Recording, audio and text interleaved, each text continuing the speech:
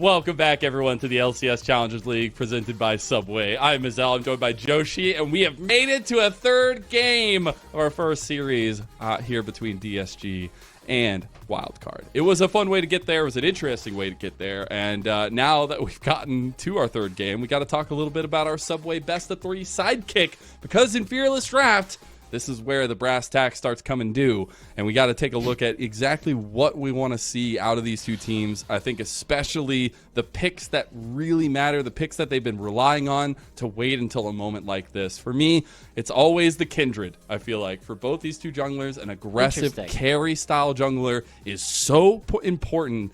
And with the way that these two guys have been playing, early skirmishing, early map control, so big, playing around those marks can make that even easier. And it is definitely something that we have seen come out from Perry as well, right? Is what he got his first pentakill on. We got the penta calls coming out from before. So I would not be surprised if it was something that we saw reach down into as well. For me, the big one that I want to see come into this series is Nocturne as my sidekick of choice, because I think that this character is just broken. This character is really, really good. He enables the Orianna combo, which is currently only available to Disguise, but more than that, any champion that wants to come in from a flank or any angle other than the front suddenly becomes way better when you have a Nocturne on your team, because they are able to get into the backlines very, very easily, where you can get all those sweet chocolate goodness, just like the I was going to ask you, foot-long cookie. Which one is it? Is he the pretzel? Is he the cookie? Well, that game for most of it, Manui was the churro. Ooh. I don't know. I feel like the churro is just like... I'm trying to think of what champion is the churro. I think Kindred is the pretzel. Hot and now, fresh. Olaf was the churro that game. Yeah, that's a sidekick coming through, right? You're just like right up the Nocturne? middle. What is your sidekick? Well, Nocturne is going for the sidekicks, right? He is not a cookie by himself, but he likes going for the chocolatey cookies, you know? He always got to find the right people that you're going to be targeting throughout all of this. And I think the other champion that is going to be really important to me is, now that Varus has been played by both sides, only one of these bottom lanes have we really seen a whole lot of success coming out from Kalista. We know that Manui did play earlier this split. I said I haven't seen him play basically ever. He's got 2 games on it in his entire career. One of them was against Team Liquid. The other one was, I don't even remember, but it's not something that you tend to look at as a Manui champion. But it is something that you can sometimes see from the other side of the field, because we know that they like being a bit more aggressive. Yeah, I would be curious to also see that bot lane if I'm going to do... Since there are 3 sidekicks, I know we just got 3 of them out of the way. I'm going to add a 4th one. I'll get a 4th sidekick? But we already had the pretzel, the cookie, and the churro. I'll get another cookie, okay? I'll get another cookie. Okay, a second cookie. Yeah, why not a side? They look really good. I would still like to see Lucian. I guess mine's a duo. Mine's a double sidekick. Mine's the pretzel and the cookie. I want to see the Lucian Melio for the other side. I think we got to see a lot of strength of it throughout the meta, but I think seeing it, I believe it was Wildcard that played it the first game. Yeah, Aaron it would be really, really nice to see at least DSG try to pick that up. Manui Poom, maybe not as known for that combo, and especially not this year, but it is so powerful in its own right. So those are our sidekicks for Subway. Thank you so much, Subway, for being our sponsor. And that means we got to go ahead and bring up the list of our Fearless bans and take a peek at what we have. So, obviously, Cassante gone for both sides, Azir gone for both sides, Varus gone for both sides. And we know we did a little bit of back and forth trades. So you get it this game, but we get it next game. And so as we actually get into the draft, we don't have a ton of time to sit on this, because we got to go directly in and see... With Wildcard now on the blue side, how it actually changes the draft, because that does mean that Tenacity will get counter pick up on the top side should he choose to take it. Yeah, and I think still some really interesting, when you talk to players about a third game in Fearless, right? We've talked to them about building up strategies. They all have a couple they can feel really confident in. But it starts getting into like the mental math of like what's available, what's not available, what power picks don't have counters anymore, and things like that. Like that's where it starts getting into the mind games, and I love it so much. But we'll get typical bans. The Karma, not going to be let through to the other side this time around. We also get the traditional Manui Seraphine ban. The Akali also taken away from Young, a premier pick for him. But interestingly, that does mean that Manui gets some of his picks coming right on back. The Ashe is once again available as a character we haven't seen. I don't think we've seen it from him this split, because it's always been banned. Oh, okay. Well, that's because it is on DSG to ban it instead. So now that that has been banned away, we are going to begin to see another wildcard target here, and something that we've seen entirely kind of fall out is Manui Ziggs. We haven't had an opportunity to really see it because it's been consistently banned, and Wildcard shifting up their ban strategy entirely this time around to try and make sure that they can limit what Young can play. I mean, we've already seen him play the Azir. We saw him play the LeBlanc with the Akali and the Orianna gone. Trying to think of like what other like Silas is another champion I think of as a Young champion, but will he actually like go for it in this game or this series deciding game? We get the Aaron Kalista locked in. I love it. We get the aggressive bot lane. We'll have to look at that what that 2v2 has to offer us here for moving forward. Do you think, though, the way that things are going to go is that focus around jungle a little bit more early on? I think that's been a trendsetter so far in the series. Whoa! We get the Corki locked in blind here since the Azir not available for the side of DSG. I mean, this is already a composition that is very clearly designed to target the Kalista. So we saw what happened when they tried to target the Jhin from the side of Wildcard. They actually did like an okay job, other than the fact that they had like 2 disastrous plays that made Jhin very fed. But this is a position where suddenly it's very difficult to play the Kalista. Now, one of my discussions that I've had with one of your roommates is that Corki is an assassin, right? He's a pokey assassin, and he's not like the best champion in terms of like actually trying to make sure that you're going to DPS down the front line. Instead, you want to be building just straight AD. Like, you can build Malignance if you want to play pokey Corki, but if you're actually trying to win games, you should be building just flat AD because you got like a 0.5 AD ratio on everything, and also you have a slow on your W, so whenever you jump in, Aaron 1 can't leave, and 2 is going to take 2,000 damage to the face. True. I'd be curious to see if he's cooking up anything spicy like that. We do get the Aphelios, though, locked in for Manui, something he's already played this split, but also a very high comfort champion for him. The double mark speed composition I always find interesting because it's a little bit of high risk, high reward gameplay, but I think winning on the Maokai is going to be able to set that duo up for success a lot more. I think Darkwings on the Tristana can be lethal. Yeah, and we know that this Tristana is really good into the Corki in the laning phase because Corki just like doesn't do that much damage early on in the game, whereas Tristana does a lot of the damage early on. That's part of why we're seeing more bans towards what Tenacity can play up in the top side of the map, trying to limit some of the blind picks that would be difficult for them to deal with. Now, the one thing I'm really hoping to see a ban is an Aatrox, just because it's just really tough for marksmen to take down, especially with the amount of time it's going to take Tristana and Kalista to DPS through it, and we do see that ban come through. Suddenly, there aren't nearly as many hyper tanks available other than the Udyr, and you can deal with an Udyr with these 80 carries. The biggest boon for me out of Fearless Draft is that when we get to game 3s, which haven't happened super often. True. It means most of the time, the picks that we see every single game are not available. And that means no Cassante. Haha! We've made it to the mountaintop. It does mean that we'll have the Aurelia locked in for Tenacity, an old favorite and one that he used to trounce Academy with.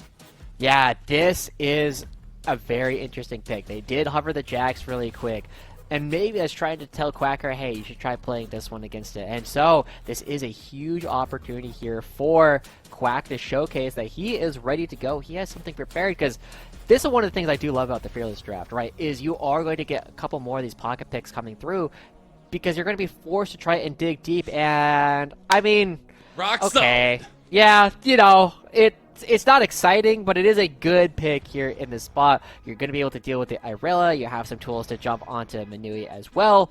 The only other thing that I'm curious to see is if they're going to be bringing out another source of damage coming through, because there's a good defensive buff on Perry. It's going to be a good defensive buff on Tenacity as well. And now they're looking for an opportunity to just supplement it. And Ooh. Winnie Classic. Ooh. So it's the Kalista Maokai bot lane. Yeah. I like this a lot, actually, coming through, because this Lilia, the one thing that Lilia tends to hate is, like, point-and-click crowd control and powerful auto-attackers. And early on in the game, Lilia will be doing damage well before Manui is truly online. And so the only thing that she is really worried about in terms of crowd control that's going to be coming out is actually going to be Manui's gravity gun. Like, you know when he has that, and you know when he doesn't have access to it. So I think it's a really cool draft coming out from the side of Wildcard, but it is going to rely a lot on them actually making sure that they can win some of these mid-game skirmishes, because this is the first time I look at a draft and say, oh, you do not want to take this one late. You do not win against late game Irelia, Fearless, and Corki. It is going to be doomed. So Wildcard, they need to make some of these early dives work. They need to make some of these plays around the early dragons go off properly. And then Wildcard can shut down DSG, or maybe DSG will be able to finally find their first series win. Maybe. I think the fact that we go right back to two very aggressive early skirmishing junglers, I think you could still have that great pathing for Lilia and have a lot of poke and prod available to you. That has been at least the trendsetter for me in this series, and I think that's going to be a key component to seeing how fast this game goes, especially. But that's where, for the side of DSG, you talk about that late game strength, it still relies on Perry being very proactive on this Poppy and making sure his lanes don't get too far behind. One thing that is really nice about Perry in this matchup as well is the fact that when he does actually have a dash, the W, the lookout Eep, is coded as a dash, and it's an incredibly telegraphed one as well. You see him spin up, he otherwise stops, he goes for the little W, and Perry just throws up his own W in order to stop that, get a little bit of damage, and ground Winnie, send him back to his room. But Winnie is definitely in a spot where he can dance around a lot of the members of Disguise throughout the course of this game. And it'll be very telling what kind of build he chooses to go for, because he has the ability to play like a Frozen Heart and like a tanky Lily and just really sustain tank through the course of this game. Or he can be a very high damage player as well, because he's basically the solo magic damage of this team. He's going to have to be something there. He's going to have to be something. Yeah, he's going to have to build some items. I love Winnie's story, though. Obviously, he's found a decent amount of success with AoE here last year, but especially, but especially more so with Slew. It's been really cool to see, because when I went to HughFest and Slew ended up getting that second place, it was curious to me to see how vocal this team was as a whole. And there's only 4 of those members here for Wildcard, but the 5th one wasn't the same 5th one that is now, so we know that this core of Wildcard is extremely vocal and extremely headstrong. And that's where some of this synergy, where they've already been playing together and some of that headstrong nature is built into all of them, has really come and borne fruit. And we'll need to continue to see that come through for Wildcard, because they are currently towards the top of the standings in a place that a lot of people were not expecting. That a lot of people were looking at this like, oh, you know, yes, they're a good collegiate team, but Challengers League is a different beast entirely. And so they will need to continue finding a lot of success if they take down Disguised. Now, funnily enough, it would mean that they are up against 3 of the bottom teams in the league if they do find this win, but it's also a major play for them to just say, yes, we need to be taken seriously up against the teams that everybody thought was going to be good. And that was our biggest conversation coming in here. It's just the difference of expectations that we had coming into the year for both these two teams and how that's panned out coming at the bottom of week number 3 as well. And I think that's where you can highlight Wildcard. They've gotten 2 2-0s, one in week 1, one in week 2. Now looking for a 2-1 at least in week 3. But it has been a little bit of consistency there. And Winnie going to consistently have that chicken over Perry right there. Yeah, Tenacity's in this bush. Okay, spots it out. Winnie not going to make the same mistake that ended up losing them the last game, walking into a brush. Does keep tabs on Tenacity as well, but he's going to be taking a look at the very least, seeing what is going on. And wow, this is a very aggressive path from Winnie. He's been loving going for aggressive plays, but he does not have the smite to try and take away Perry's red buff. He will be out of vision here, though. Ends up getting the better of Perry. Does have a nice little clapback with the buckler. Yeah, Winnie ends up getting traded on heavily here.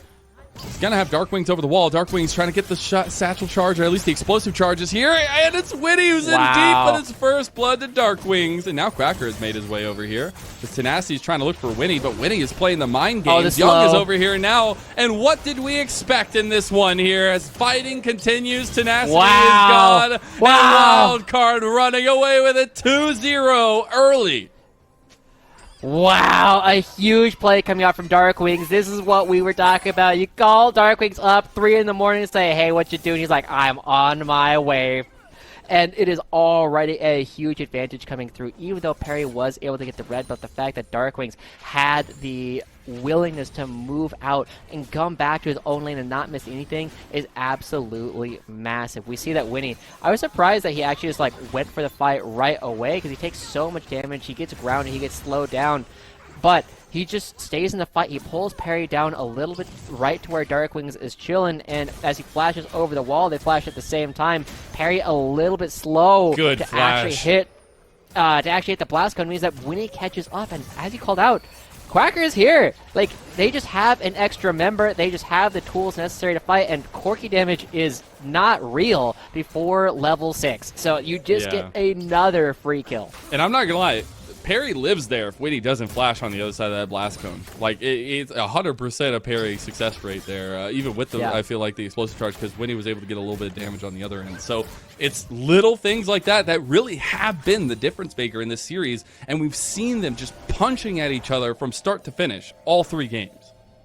And Wildcard, we saw that they almost brought back like a 5,000 gold lead that this guy's had last game. When Wildcard have leads, they tend to be better at making sure that they win with them, right? Because they're always going for these fights. When you have more money, it just makes the fights that much easier. So one place that I'm kind of looking at for Wildcard to potentially, for Disguise to actually really come back from this position is Tenacity, because he's actually been farming quite well. He's still on a character that will have a lot of ability to play into Aaron and Darkwings and Winnie later on in the game. And he's going to get the gold that he needs basically no matter what. This is one of the things that's awesome about Irelia. You basically always have perfect farm.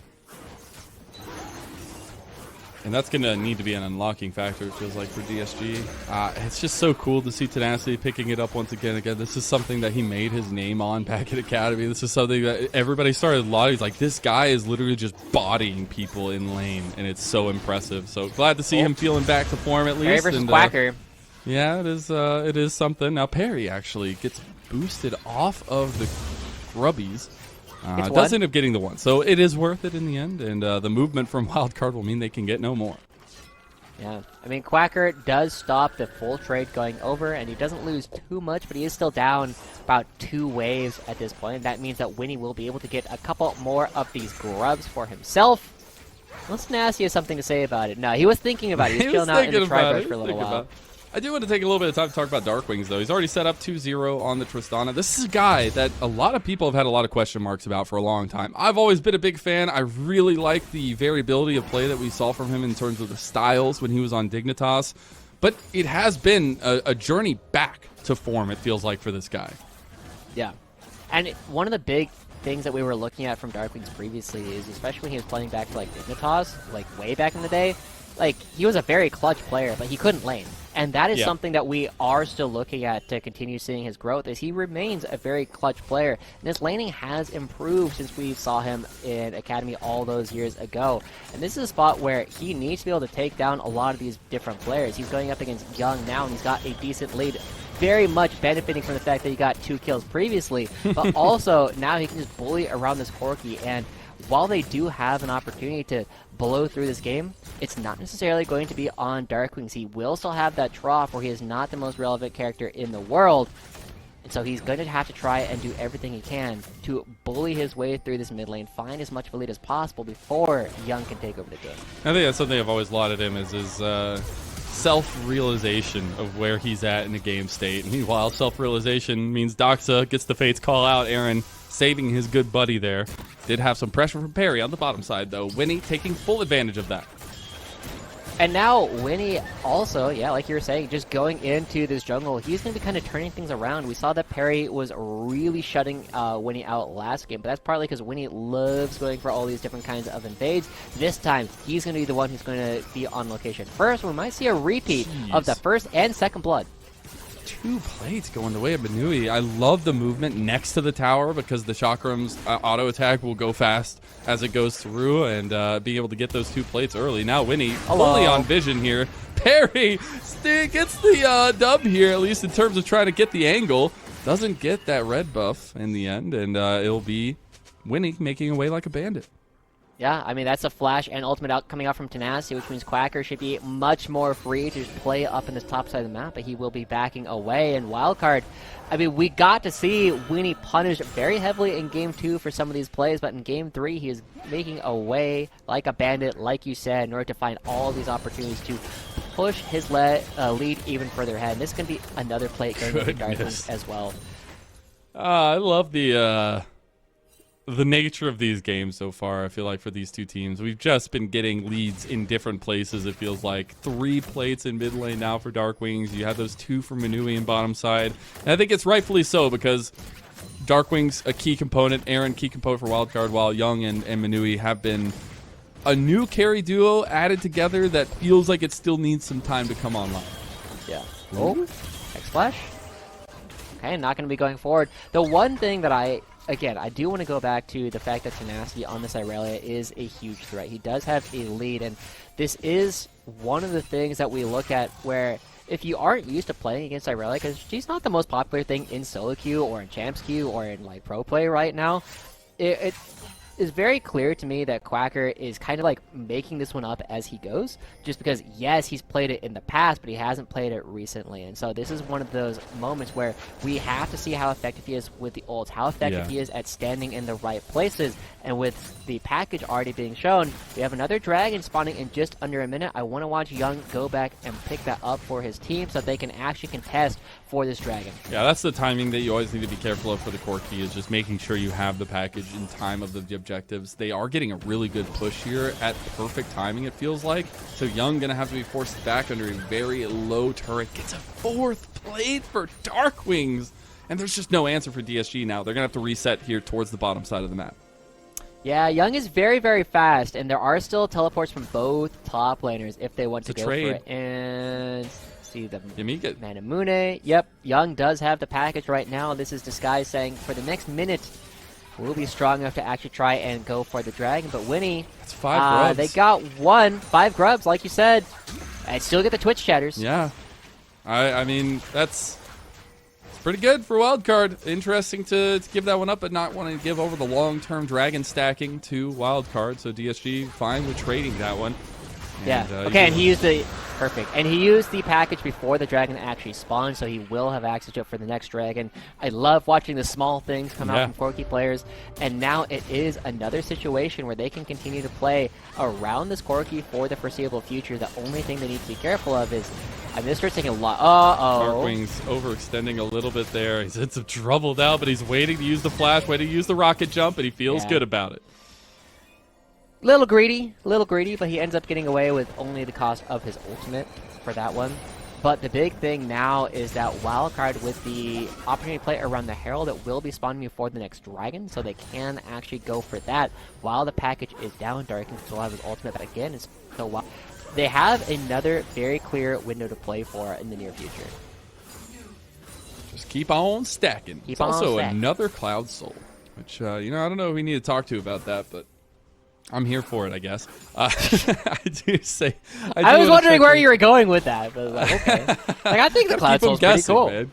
If you don't know where you're going, they'll never know. Perfect. That's the whole thing. Meanwhile, Darkwing's actually looking for a first turret. Got him. 12.5 minutes. That's all 5 plates and first turret gold going over to one of the biggest carries of Wildcard. And now they're looking towards the bottom half of the map. Young doesn't have the package, and he's like, oh, I know where people are. So here comes the counter collapse from Disguise.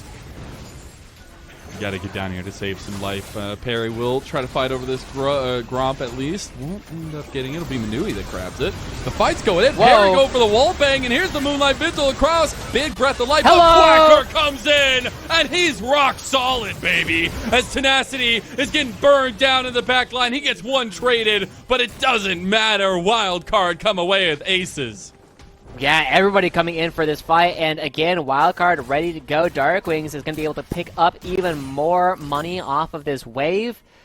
And honestly, he's probably strong enough to try and go for a play going into both Young and Boom, and he will definitely be strong enough to push this in and maybe even look to grab another plate before everything falls down. But we have to be looking once again. Quacker comes through. A big surprise. I didn't even realize he was teleporting in for this play, but he teleports so deep where Tenacity goes right on into the middle. And this is definitely taking a bunch of the members of Disguise by surprise, because he comes in, instantly kills Barry. Manui doesn't have a whole lot to do as he takes so much damage, but then they turn around and Tenacity.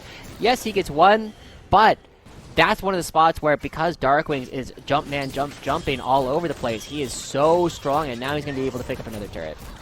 Jump man. That Nasley's Darkwings do have 2,000 lead over the only other person that can contest him in Tenacity. And now the Aurelia will contest him. I think we've all seen how that can go down, but the fact that Darkwings is utilizing this pick so well, it feels right back to some of the peak Darkwings we know and love, and he's able to move from that mid lane early pressure down to bot side, get another outer tower, and now push that pressure up towards this Rift Herald.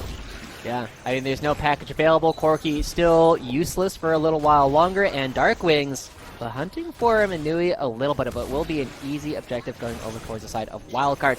They have a very dominant position in this game so far, and so the question will be, how well can they actually push it through? They're already moving towards the top side, and you know they're looking for this dive. Wildcard sticking their head in the game here. We got Young under tower. Does have the Valkyrie available, has flash as well. Perry is here to try to defend, but the Rift Herald is going to be utilized. See who's driving today. Looks like nobody's going to take that one. As they do go for the engage, it's going to be Young's flash that gets him out. Oh. I mean, all right.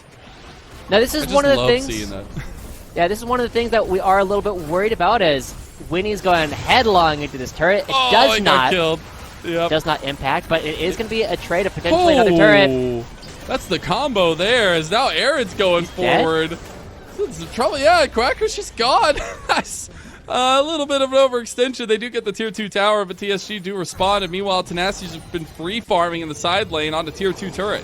Yeah, I don't know if this was worth it. Quacker being very aggressive on this Malphite, but you give them mid lane turret, you're going to be getting the tier 2 bottom side.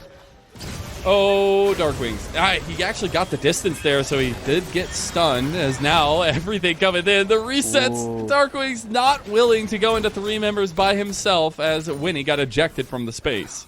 Yeah, still a pretty big loss overall coming out for Wildcard, with Quacker going down and multiple turrets going over in favor of DSG. This was the kind of play I was looking from Disguised in the previous games. They finally punished Wildcard for a lot of their overextensions here. Now Wildcard, some of their very aggressive plays is coming back to bite them, but there is another dragon. There is a package available for it, and is Young picking it up? Seeing if he's going to halt. Yep. He's waiting for it. He's just waiting on the timer. I do, though, see actually Perry on the other side of the map here. So maybe not as much priority on the bottom side for DSG, trying to find a play elsewhere. But it looks like the side lane is the presence for them, and Wildcard will respond in kind. Yeah, I mean, Wildcard will go for every fight. Tenacity, though, on 2 items is very scary as well, and Young chilling around. Oh! Small thing, when you are playing the Corki, make sure you use a couple of rockets while you are on the fountain, because it will refill your rockets. That way you start with a big one. But either way, Darkwings coming up is strong enough to say, hey, do not come towards this turret. This is my structure. They're just mind gaming Wildcard right now. Oh, but they mind game Darkwings. Wow. A big old shutdown. 650 gold goes straight into Tenacity's pocket. Yeah, and I mean, that's what happens when Darkwings are trying to make a play up on the top side of the map. Previously has to use a flash, and it's going to be a dragon going over to Disguise. Now this is looking like a reversal of what we were seeing in the first game. Young putting in some work here, does realize he is dead to right, so he's just going to try to get something back. He ends up going down to Aaron, giving Aaron his first kill of the game.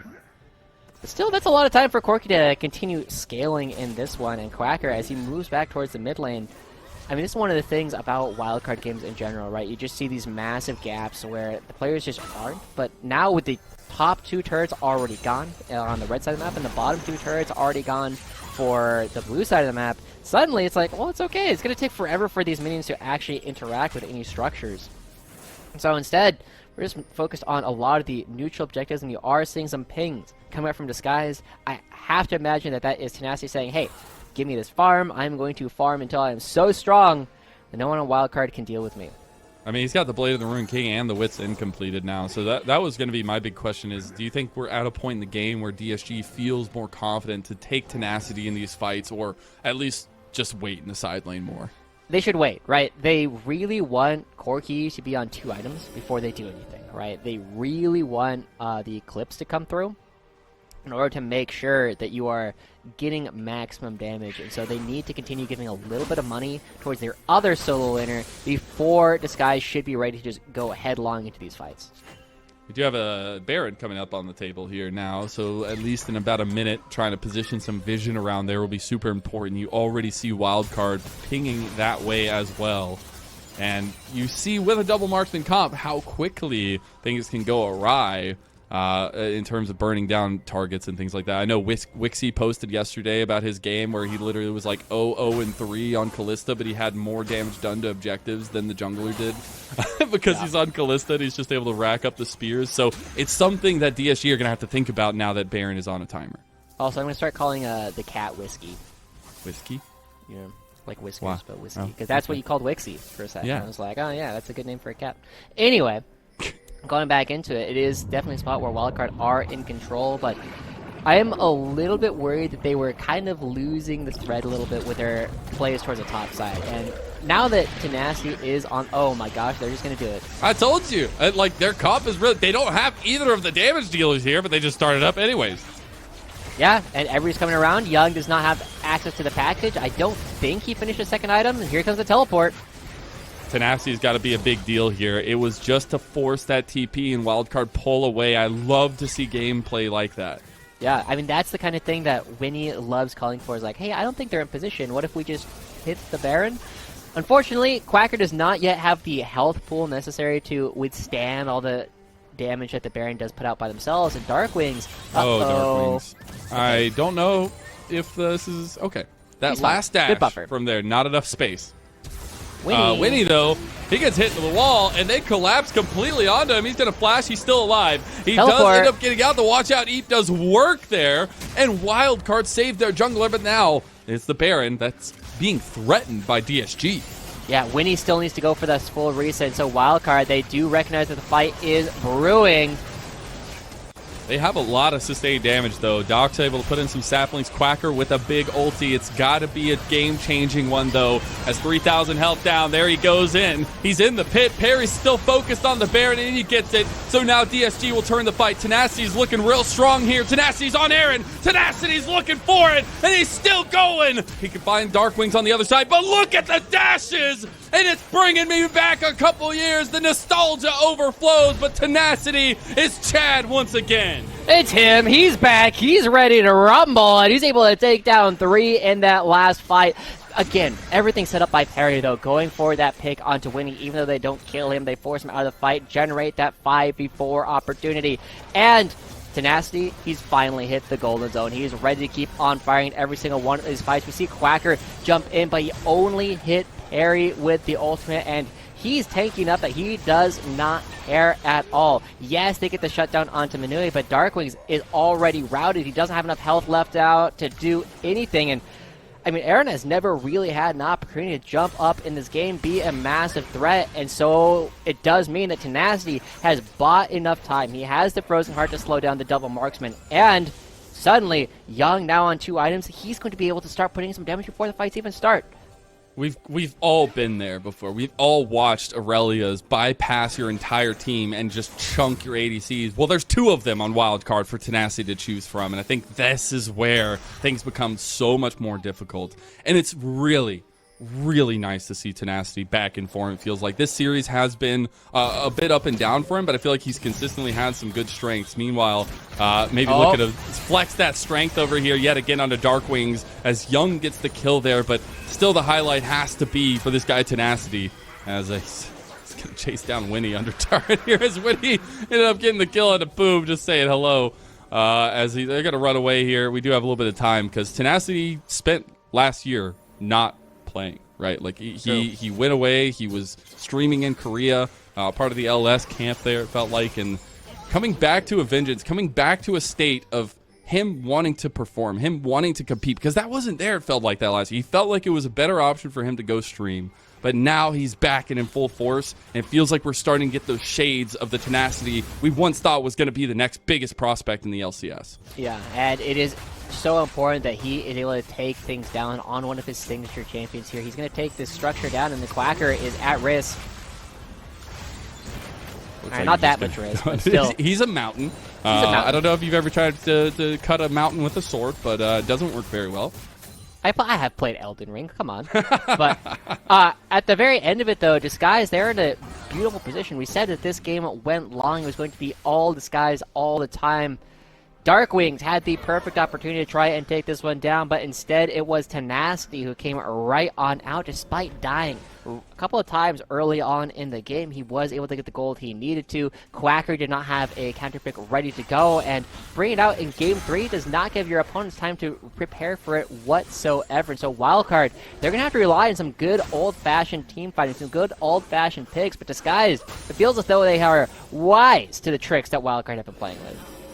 And that's the core thing here. Is the thing about DSG is we know they have hands, right? There's a reason why this team got brought together, and it just hasn't been on display yet. Through all their losses, it has been heartbreaking. But this series in its own, in a microcosm, feels like this team that we expected from the start of the split. Even though it's been wonky, it's been crazy, they've kept their cool in a lot of these situations, knowing what their game plan is out in front of them.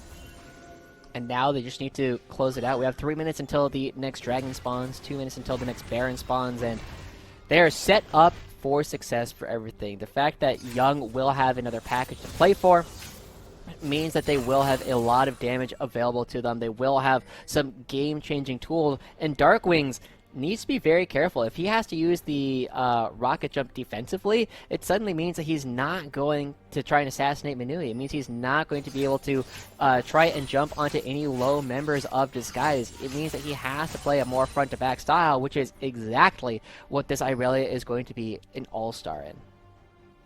It's pretty terrifying. Couple things going their way, though, can mean Wildcard have a chance in some of these fights, but it's been really the lane assignments that have not gone their way. And I think Tenacity being a force that nobody really has the ability to deal with in a 1v1 in the side lane makes this composition that much harder for Wildcard. Because that's what happens when you grab a double marksman comp, right? Like, you don't have that extra tool to go deal with the side lane pressure. Yeah, I mean, you also have a situation where multiple members on DSG are farming better than 10 CS a minute, right? Both Tenacity and Minui are above 270 at 260 or at 26 minutes. So they have gotten a lot of money, and even though Minui has still yet to get a kill, he's still on par in items with the members of Wildcard. Yeah, he is tied with Darkwings. You know, he's down a Vamp Scepter, oh no. But he's also ahead of Aaron just because he's consistently able to be a part of every single one of the turrets that have gone down. And as we forget, or as we touched on way earlier, he also got the mid lane turret entirely to himself. The early blood definitely helping out there for sure. Now, Tenacity just seems like the sword of DSG. And literally, you saw there, Tenacity decided he wanted to go. Everybody follows him.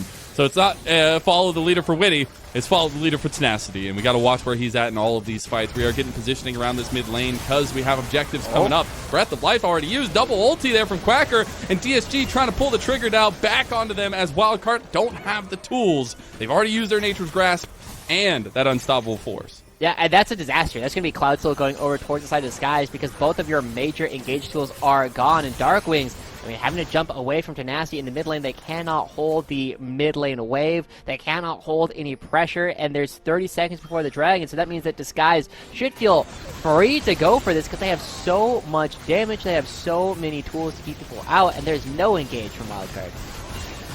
See them go for the engage here, though. I mean, they have the Lilting Lullaby from Winnie, but he doesn't have a way in. Tenacity, Vanguard's Edge, flash over the wall. He's in there like swimwear, baby, and he's going for more. He's got two. He's looking for a third. He gets him, as now Quacker's in some trouble here. He's trying to take down Tenacity, but Tenacity's healing so much, and the rest of DSG, they're routing Wildcard every step of the way. Winnie's going to be able to get out of that one, but Young takes down Quacker on the other end of it, and Dragon Soul in the eyes of DSG. And look at where Minui is at the same time. He's gone top lane. He's going to be taking down another structure. This is what we needed to see from Disguise. They take some kills and they get the maximum. Winnie wins these, I feel like. Until Young comes over here. Then And he does it with us. He realizes that now. But you see some of the speed. The flash from Perry sets up Young for another kill. And DSG now find themselves 5,000 gold in the lead. And this game is virtually unthrowable from this position as well. They're going to get this Cloud Dragon. They're going to be moving over towards the Baron as well. They can two-man this because Winnie is dead. They have a Smite getting there way faster than the one coming out from Wildcard in Disguise. They're taking everything. They are taking the maximum this game, and it is a beautiful turnaround from what we were seeing in the previous one. They have so much control. They have so much scaling, and they're just letting Wildcard pull themselves around the map and punishing every other exception. And it comes from the singular strength of Tenacity. It feels like that was the big turnaround. That huge fight in mid lane where Tenacity was able to pick off multiple members. And here we go yet again. Manui was the bait all along to hand Wildcard a couple more deaths. As Darkways gets one back on Manui, but it's not nearly the person you needed it to be on, as Quacker's getting run down by that Chad Tenacity. He'll have to use his ult defensively out of there, but DSG, they are on the cusp here, Joshi. They're about to take it. They're going to get their first series win here in week 3, and it was oh so needed. This team was, again, we are already about a third of their way through their season. They only have 6 series left after this. The fact that they are turning it around now, instead of after dropping another series, is a massive confidence boost that they need going forward into the rest of this. And so much of it, again, off the back of Tenacity. They feel it. He was him. He's him. He is him, and he has returned. The return of the king for Tier 2, but Tenacity now needs to be the moment to turn around here as he goes right back in. He has the Vanguard's Edge coming up soon. The Breath of Life going to be used there. Tenacity get low. He's going right back in, though, baby, as he's going for the sun. My God. The flawless duet. 1,000 gold shutdown goes to Winnie, and now Darkways can pop off. Young is still firing, but Wildcard defend the base. That was a 4v5. Manui wasn't there the entire time, and it still looked okay for Disguise. Yes, they give up 2, trying to potentially end the game, but they still have the Baron buff. They can still play for the upcoming Elder Dragon. Oh, Doxa, he did not expect Manui to be there, and Manui easily cleans that one up. And now the powerful auto-attackers, one of Lilia's worst nightmares, is around. Now Poom trying to keep him around for Manui to pick him up. The Ultra Mega Fire Kick there, the Gravitum in tow, and there it is. It connects. 1 auto, 2 auto, 3. Moonlight Vigil goes on to Darkwings. Manui, he split the difference, and he comes up with nothing. Oh my gosh, just like you said, he tried to go for everything. He went to Vegas, and it wasn't enough. All money on black means he's not going to get anything. But still, 3 minutes left before the Elder Dragon actually spawns. There's a huge lead coming through for Disguise, and they scaled so well. Now they just need to move over towards this Elder Dragon here in a bit. And, ooh, Young, it is 3 minutes until the Dragon, not 5 minutes. So this package is unfortunately not going to be available for them for the game-deciding fight. I think really what we're learning here is that somebody needs to get Manui into Warhammer. Because in Warhammer, never split fire. You always go for one target. That's true. If something needs to die, you need to overkill it. You need to overkill it. I think that's what he needed to do there. Meanwhile, Cracker has length of engage here, and Aaron with Witty backing him up. They had the trigger to pull. I kind of wanted to see Quacker go for an ultimate there, not because it was likely to get them a kill, but because it was going to be up in time for the Elder Dragon anyway. So now Wildcard, yes, they still have the Unstoppable Force for a little while, but they don't really have an opportunity to start a play. The one thing that they do have is they do have Double Marksman, so they can go deal with the pushing side wave relatively easily. But, I mean, Tenacity's level 18. He does so much damage. He's got a completed build as he comes in with a Starix Gauge and the Sundered Sky as well to continuously make sure that he can blow up everyone while staying alive. You can feel a little hesitance from DSG, though. They don't want to give over any advantage to a double marksman composition, which I think is important to note. Winnie? I'm noticing something. Oh, nice combo. And now Tenacity has the wave. But look, it's Darkwings. Darkwings is doing huge. The Vanguard's edge. This is Wrecker! Oh my god, they're doing it, Joshi! Wildcard pull it onto Tenacity and Perry. They burned everything for that, but Lennon, 33 minutes into the game. Yes, the death timers are forever. Yes, they finally take down Tenacity, but it's not going to matter. There's still an Elder Dragon spawning in a minute 40. No! No Darkwings! Run away. Oh my god, Young has his number. Easy does it. A shutdown as well. That's a lot of gold to Young. It's a lot of gold. I mean, but even then, I actually don't know if that was good either, because now Young doesn't have his flash. There's something to play, and there's another play going. Oh, Doxa's going on Manui, but Manui goes forward, and Manui's taking down Aaron. He's still alive, but he goes down triumphantly as both AD carries are off the table for Wildcard. And now, neither of them have flash. We're continuously trading Summer my Stall for Summer God. Stall. Young is still here. We're not done. Oh my god, keep turning the carousel here as Young is trying to get the angle. The slow does make it to where he doesn't want to go in, but Elder Dragon has spawned. Our timer is very off, and it looks like DSG are now trying to take it. Oh my gosh, that's so many dead members as well. Manui's gone. Darkwings and Aaron are both gone. Darkwings does not have the teleport. And Quacker doesn't have his ultimate either. How does Wildcard contest? They're trying to find a way in. They're trying to get Winnie in there. If he gets a steal, this is the biggest moment of the series for him. They are at a deficit, but an Elder Dragon evens that one up very heavily. I think DSG realized that. They go in onto Young. They're trying to get it. Vanguard's head misses again. Tenacity cannot hit that ult to save his life, but it does push Wildcard out. And Tenacity, now being the bodyguard he needed to be, is fooling them off of this Elder Dragon. Meanwhile, Doxa, he goes way too far. He's going to have to flash out, and now Wildcard are in no position to contest this, Joshi. I mean, but Darkwings is here. Aaron is here. There's a lot of damage coming through. There's no teleports available on either side. Everybody is at the health that they are at, but Quacker is so low. Young getting some really good poke in it with the Malignants there too, and it looks like Wildcard will go right back to renew the fight as DSG started it up. I think they wanted to try to get a reset, but they don't have TPs, so it's got to be a big thing. It's now halfway. Elder Dragon going down. Winnie's trying to get there, though. If he can get a big lilting lullaby, doesn't make a difference. They doesn't have it. And now you got to try to get in. Moonlight Vigil, big Manui play. And Disguise, they're moving in as Tenacity starting to clean house. Breath of Life gives them the edge they needed. And it's Wildcard who are dashed, hopeless, and defeated as Disguise. They'll take their first series win of the split, and rightfully do at the end of a Week 3 slug. Every single player needed to step up this series in order to find this win, and they do it. Tenacity got them to this point, but finally Manui and Young, some of the stars for this team we knew were ready, are here to close it out. Disguise Toast didn't need ChatGPT, just needed to give Tenacity his good old Aurelia. And this team finally finds their win. They finally find something to play off for this split. And what a way to do it over a wild card team that was thriving in this league so far. And they'll hand them their first loss. I'm going to be real. You're going to need to explain the ChatGPT reference to me later, but it looks like we have a replay of that last fight one more time for you guys coming through. And there were no engage ultimates coming out for the Malphite, for the Lilia, and so Manui feels confident with his ability to step up in this last one, and just by throwing out the ultimate, these guys already so low. Quacker goes down, Doxa goes down, he takes them both down with a single auto tech, and that's the go button as they just get right on into Tenacity, flashing right into the entire fight, waiting for all the buttons to be used. And then it's just a complete rout from that position. Great play coming through from this guys. We needed to see this coordination.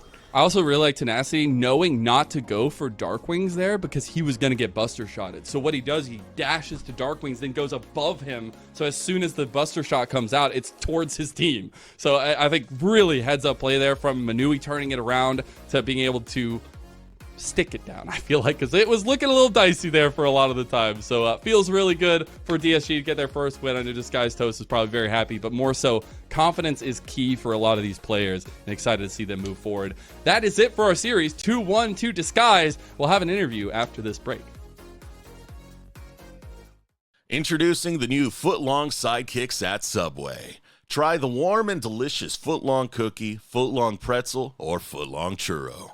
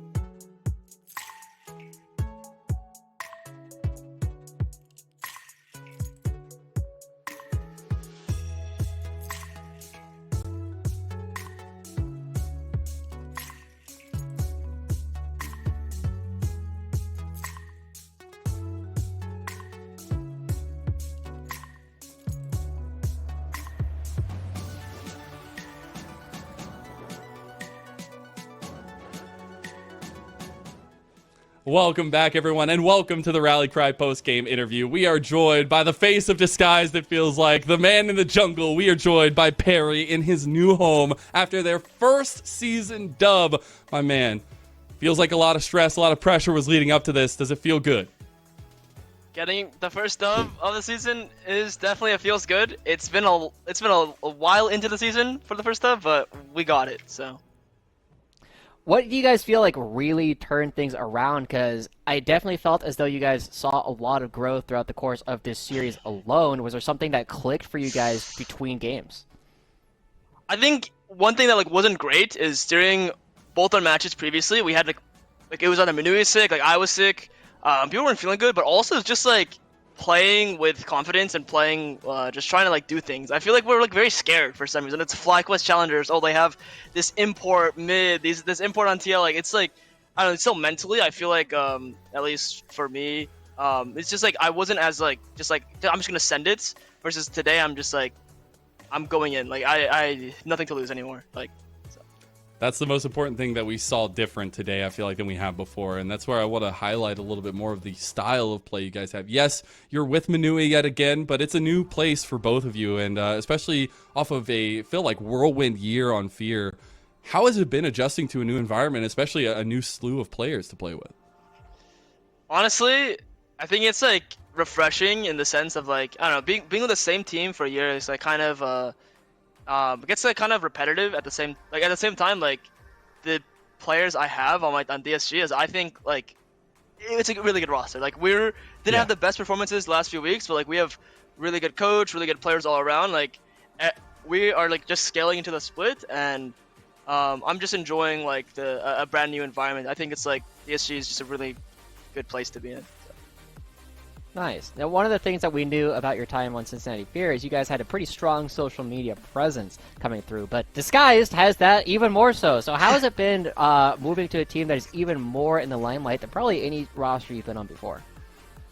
I mean, honestly, it's crazy. The view count is big. Toast is doing the host streams. It's definitely there's more eyes watching, and you can kind of feel it in a sense. It's a good feeling. I personally I've been really active in social media myself, content streaming, YouTube, and just even I've performed kung fu for many years. I've been a child actor, so the spotlight is always going to be so enjoyable. So I don't think we knew about that. What did you do as a child actor? There's a lot of little short films, student films. You've got an IMDb? He has an IMDb. Okay, Bro. I did not know that. Yeah. All right, we're gonna check that out later. Is it Perry Norman? It's okay, Perry Norman, very general. All right, I just got to give a couple questions here. One's a shout out. The other one, did Tenacity just say in the last game, "Give me Aurelia," or what happened there? Oh, definitely. We're on 4P, and he's I'm picking my top laner. Maybe got a few champs. He's 2 seconds left. 2 seconds left. Pick me Aurelia, and then I'll get it. And our coach is just sure. He's sure. Sure, why not? All right, let's give you some shout outs here. Who do you want to talk about before we let you go? And honestly, just shout out to my family, my girlfriend supporting me always, my entire roster, my entire team, especially coaches. We got a lot of they're putting their effort in, and just all the fans, all the people supporting me. Even though we're losing, it still feels like everyone is here to watch and here to be let's go DSG. It's a really good feeling to know that everyone out there is just still rooting for us. So. Big fan, Perry. It's been a pleasure to get to talk to you, and I'm sure we'll get to talk to you more as you guys ramp up here. Thank you so much for the interview. And for everyone else, we're going to take a little break, and we'll get ready for our second series of the day. We'll see you there.